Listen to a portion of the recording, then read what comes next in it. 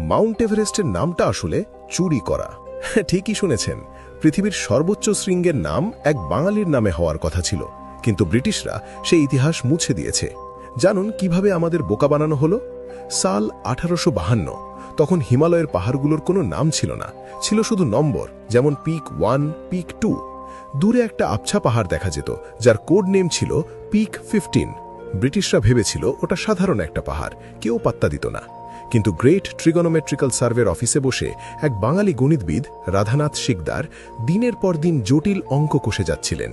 তিনিই প্রথম প্রমাণ করলেন যে ওই অবহেলিত পিক 15 সাধারণ পাহাড় নয়, ওটাই আসলে পৃথিবীর ছাদ, 29,002 ফুটের সেই দানব।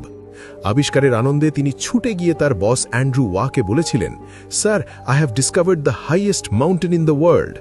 যিনি এই অসাধ্য সাধন করলেন, পাহাড়ের নাম তো তার নামেই হওয়া উচিত, তাই না? কিন্তু ব্রিটিশরা করল চরম বেইমানি।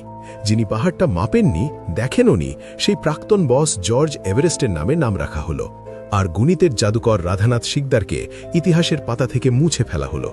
প্রমাণ চান? জন কের লেখা বই দ্য গ্রেট আর্ক পড়ুন, সেখানে এই চুরির বিস্তারিত বিবরণ আছে।